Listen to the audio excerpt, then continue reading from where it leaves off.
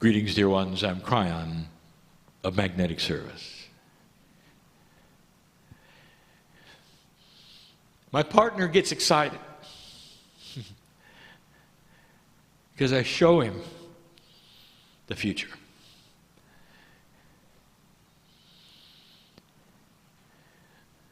The difficulty is always the same. You want it now. Old soul, there's no hurry, because you're going to be here to see it. You may look a little different, but you're going to be here to see it. And what I mean by this is the lineage of those and the akasha of those in this room is going to be part of the future. No matter how old you are at this point in time, no matter what you think that you're a part of at this time, I would like to tell you that the old soul is going to continue.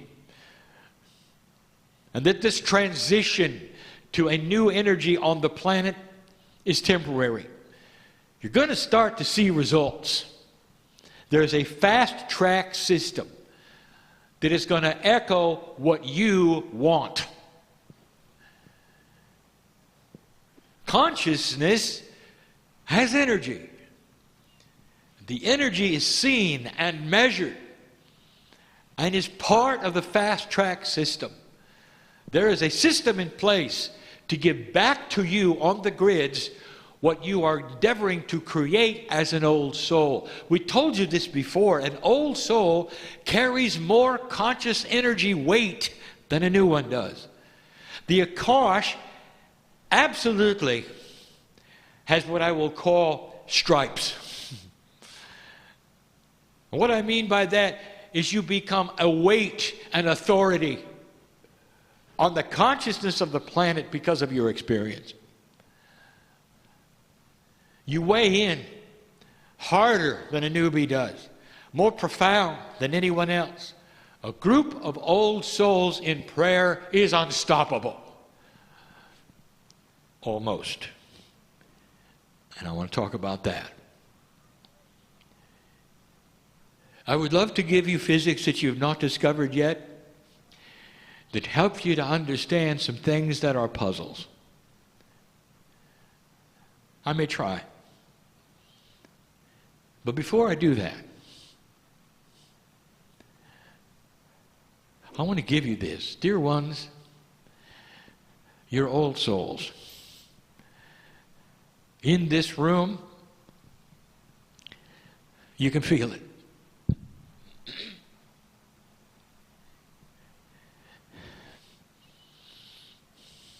What you think and what you do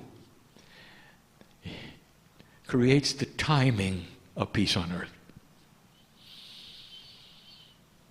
Some of you will have the opportunity to take the high road when all you've done is be forced into the low one. And I may talk cryptically, but I am talking to those in the room. Opportunities given that you didn't expect, in areas you didn't plan would be there, and a decision that you will make actually helping the planet incrementally, one by one, because you see things differently. There's an awakening process in all of you, and you can feel it. And one of the attributes of this awakening process that I want you to look for is joy. The creative source is benevolent. It likes to laugh. There is no greater healing emotion on the planet than laughter and celebration. I want you to look for that. I want you to look for that in ceremony. I want you to change what you do in ceremony. The idea that you would gather together and somehow look at the ground and close your eyes and pretend to be mournful because you're in touch with spirit is old energy.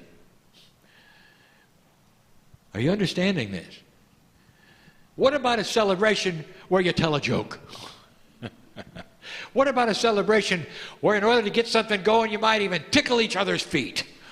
Something to create a celebration of joy and laughter while you go into a meditative state that will amplify it greatly.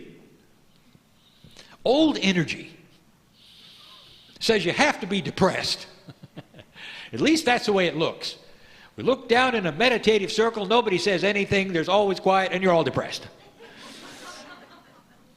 What else are we supposed to think? You laugh during your meditations? No. Does it disturb the energy? Oh, the teachers will say, oh yes, don't disturb the energy with laughter. Why don't you try it and see what it does to the energy? You might have healings right there, right then. That's what I want to tell you right now. There are some of you who needed to hear this because you're invested in creating ceremony. Others of you in the room will have choices to make soon, which I will call high and low road choices. Same old, or something you know is better, but a little harder and more risky. I'm going to tell you, there's a hand that's ready to hold yours in the risk department when it comes to light. You understanding this?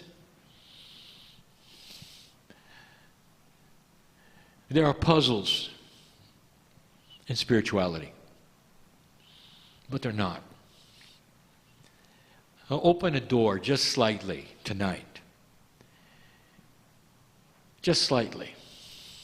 Trying to explain to you something my partner has given you before. When we say that physics is consciousness and consciousness is physics, we're talking about energy. What is your idea when somebody says, did you feel the energy of the prayer? Did you feel the energy of the meditation? Are these just words that pass through your ears and they're metaphysical and esoteric and isn't it lovely? Or is there substance? How do you define energy? Is it something you feel? Is it something you measure? Let's talk very, very simply about energy.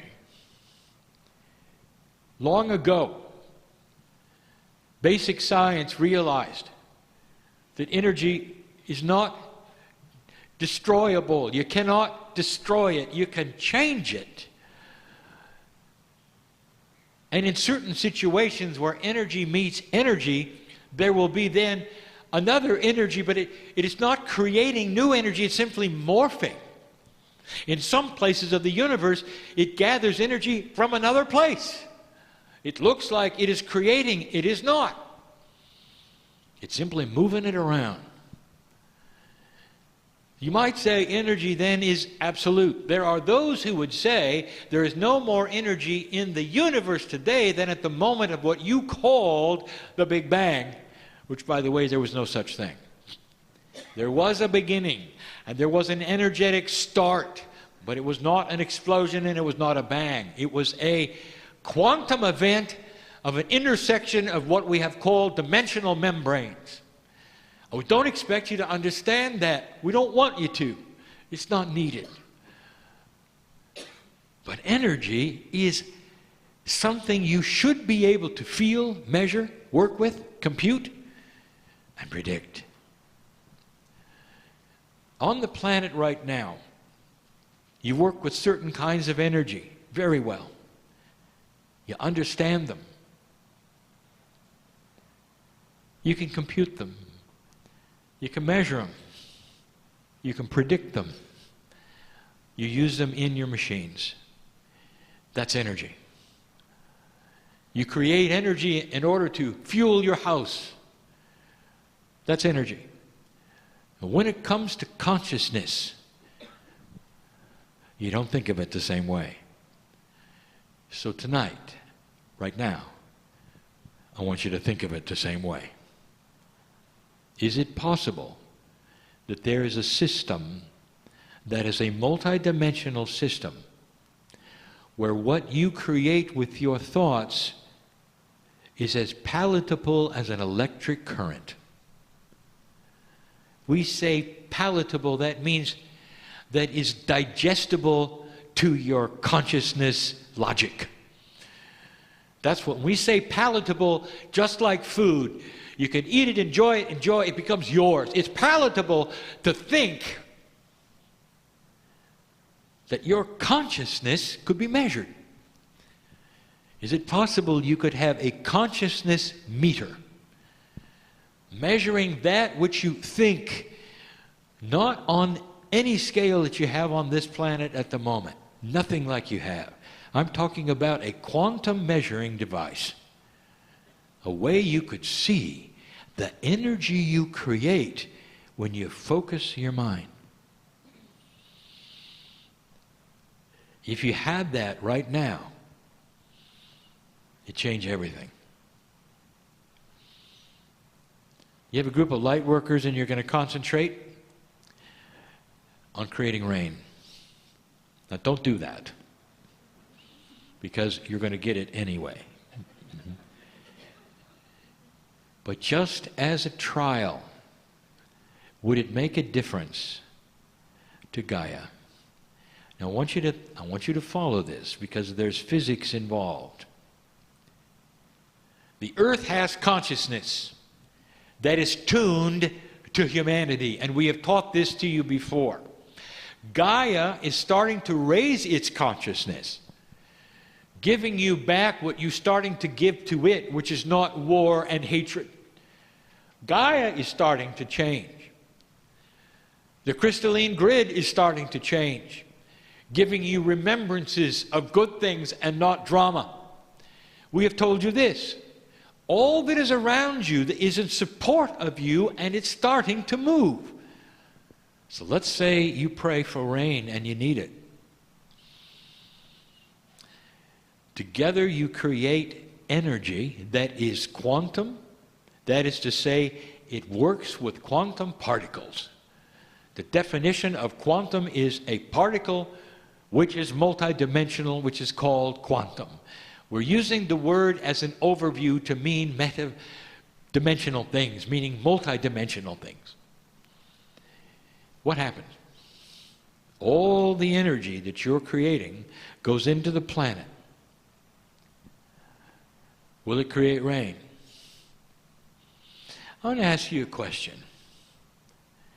Thousands of years, indigenous did rain dances. I want to ask you a question.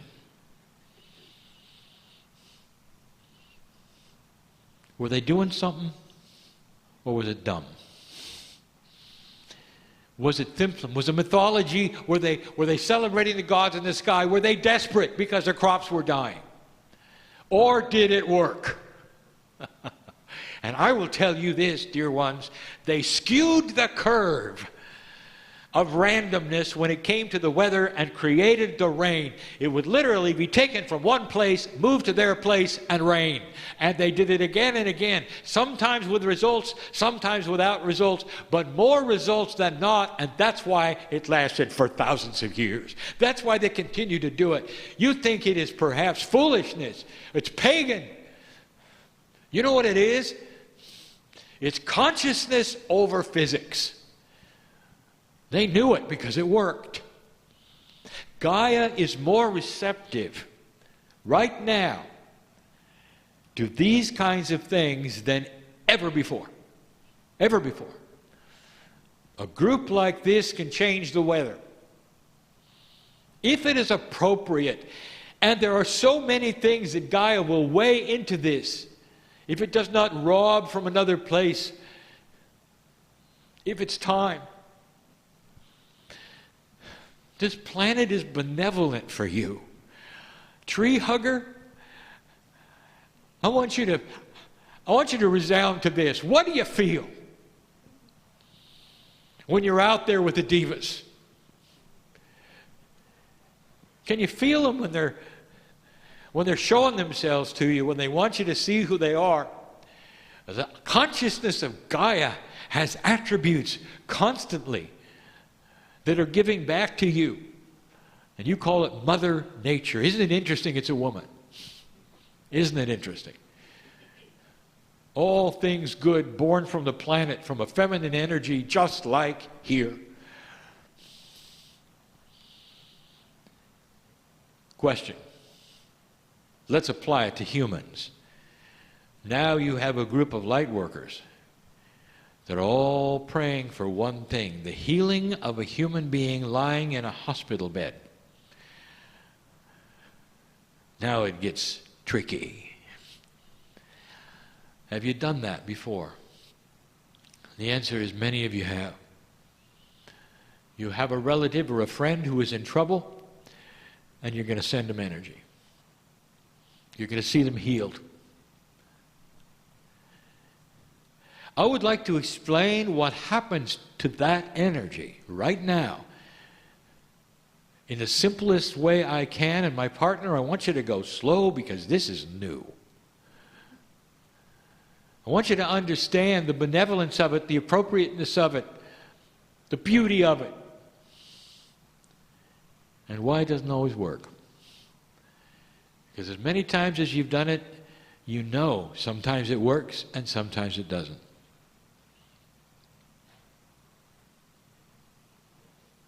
Prayer has consciousness. Meditation has consciousness, and those consciousnesses are energy. Just like the electricity you can measure in an amp meter, there are other meters of consciousness that can measure it, and it's quantitative. It actually has attributes of measurement that have not been invented yet. It's energy. And here you are gathering. It's an interesting attribute about consciousness that is multidimensional, that it does not follow the rules of linearity. That is to say, when two or more get together, it is amplified in an odd curve. Not exponential, but similar to it. It's part of the math that you don't know yet. It's a base 12 equation, and it's a measurement of consciousness. You're focusing, you're seeing the healing, and here comes the energy. It was developed from you, you sent it. You didn't create it. It has come from an engine that has to do with a central source, and it comes through you and is sent to the individual. So you didn't create it out of nothing. Dear ones, you're in touch with spirit when you're meditating, when you're praying. You can feel it. You're pulling on that which is spirit, and you're pushing it right to the one you want to be healed. All is well. You're doing it right. The creative source has seen you and has granted that energy transmission right from the pineal, right from your consciousness, the triad of your brain, and focusing it right to the one in the bed. So far, so good. Now, I told you that energy cannot be destroyed, so it's got to go somewhere. If I told you the mechanics of this, it is not that which you would understand, and even my partner is having trouble with the picture I'm showing him. The first thing that happens, the energy hits what would call a potential membrane of manifestation. It's ready to go, but it has to pass through this membrane. That particular membrane is hooked to the physics of the consciousness of the healee, the one in the bed. They got to believe it. They've got to believe it. Oh, I didn't say they got to want it. Of course they want it. They may even give verbalization. Bring it on. I need it. I want the healing. But inside somewhere, there is something that says, but I don't believe it'll happen. Because they haven't committed to it. They haven't opened their pineal. They haven't connected it to the source. The source is missing. You've got to have a circuit. The energy hits the membrane and sees the consciousness is not then compatible. It's not compliant with the rules of the physics. And the energy of the prayer is then dissipated through the membrane and goes somewhere else. That's all I can tell you. That's scenario one. Does this surprise you? That the one with the disease must be part of the circuit. Do you understand this? And then there are those who are part of the circuit. And I will tell you, the ones who are most part of the circuit are infants who cannot object with any intellect. And they're going to get it right away. I'll tell you, other animals are ready for the healing energy. They're going to get it right away. They can't object because they're wide open. The membrane of their consciousness is ready and will accept it because there's no intellectual objection or a kosh that'll get in the way. Sometimes a human will be partially ready and some of it will get through. This is complicated. We're dealing with physics, formulas, energies. Does this disappoint you that we'd want to quantify prayer? I want to give you something to think about. God is the master physicist. This is not a puzzle. This is beautiful. And when you find out about it, you're going to be able to understand it so much better when you can measure it. You can actually show it to the one in the bed, give them instructions on how to open the membrane, have it sail through, have things happen that never happen now, only because you're not aware of the beauty of the numbers. Oh boy, but can you send energy? And you do a good job of it. Dear ones, don't ever stop. Something is starting to happen on this planet to people in trouble. They're starting to believe it. They're starting to get it. They're starting to open what I would call that consciousness membrane, the compliance, what I will call of the protocol that you're sending them will be compliant to the receiver that they are, and they will understand at a physical level, and the chemistry will change inside, and there will be a healing. Don't go away puzzled by this channel. I want you to go away enhanced with the beauty of this. The beauty of this. I just gave you a snapshot of the future. I just explained prayer. I just explained meditation. And the indigenous of this planet know it. The monks in India know it. Those who have studied the ascension process 1,000 years ago knew it. You lost it. And now it's time to get it back. Dear ones, it's about belief. It's about owning that which is spiritual within you and changing yourself. Getting to a point where you get out of the doldrums of low self-worth and into that which is celebrate your life every day. How many of you have the courage to do that? Wake up, put your feet on the floor, and say, thank you, God, for my life. It's making a difference on the planet. This or something better today for me. I'm ready. I'll tell you, we're listening. And so is your body.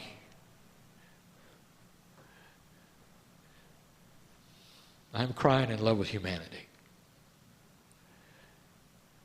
And so it is.